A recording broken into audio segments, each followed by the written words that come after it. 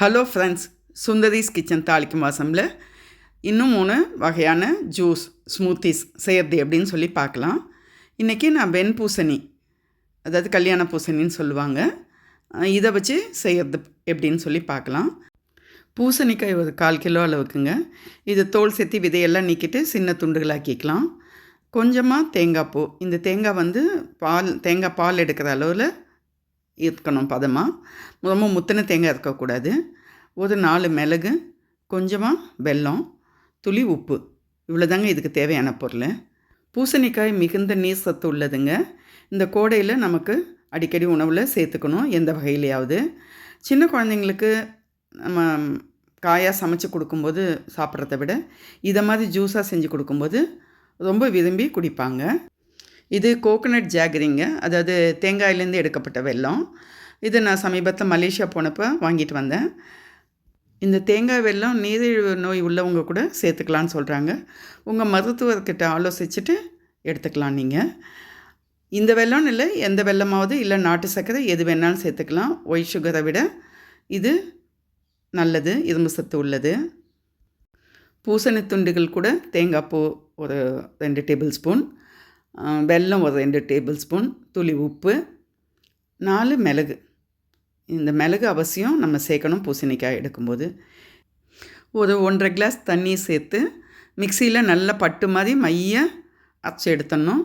இதை அப்படியே நம்ம குடிக்கலாம், வடிகட்ட தேவையில்லை.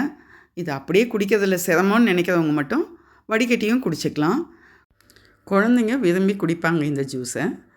மிளகு ஏன் அவசியம் நம்ம சேர்க்கணும் அப்படின்னா, பூசணி குளிர்ச்சித்தன்மை உள்ளது. சளி தொந்தரவு, உங்களுக்கு ஜலதோஷம் பிடிக்கிறதோ தொண்டையில் கரகரப்போ எதுவுமே ஏற்படாமல் தடுத்துரும் இந்த மிளகு. இப்போ அடுத்த வெரைட்டி பார்க்கலாம். கொஞ்சமாக பூசணி துண்டுகளும், ஒரு சின்னதாக ஒரு இஞ்சி துண்டு அது கூட சேர்த்துக்கலாம்.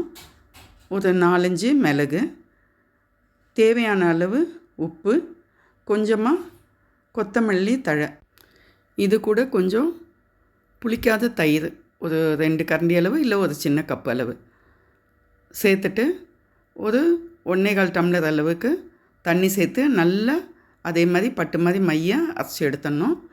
இதுவும் வடிகட்ட தேவையில்லை, அப்படியே ஸ்மூத்தியாக குடிச்சிக்கலாம்.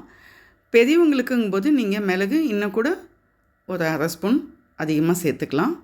நல்லாயிருக்கும் அந்த காரம் குடிக்கிறதுக்கு. ரொம்ப குளிர்ச்சியான உடல்வாகு உள்ளவங்களும், ஆஸ்மா தொந்தரவு, மூச்சு பிரச்சனை உள்ளவங்களும் இப்படி பச்சையாக எடுக்கிறத தவிர்த்திடணும். உங்கள் டாக்டர்கிட்ட கேட்டுட்டு நீங்கள் எடுத்துக்கலாம். இப்போ அடுத்ததாக கேரட் ஜூஸ். கேரட் ஜூஸ்க்கு நல்ல ஒரு பெரிய கேரட்டை தோல் சேர்த்து நறுக்கி வச்சுக்கோங்க. 2 டேபிள் ஸ்பூன் அளவுக்கு தேங்காய் பூ, அதே மாதிரி நாட்டு சர்க்கரை அல்லது வெல்லம், துளி உப்பு, தேவையான அளவு தண்ணீர், அவ்வளோதான் இதுக்கு தேவையானது. எல்லாத்தையுமே பச்சையாக மிக்சியில் போட்டு ஒரு 1.5 கிளாஸ் அளவுக்கு தண்ணீர் விட்டு நல்லா மைய அரைச்சிடணும். ஆனால் கேரட் ஜூஸ்க்கு நம்ம வடிகட்டி தான் கொடுக்க போகிறோம்.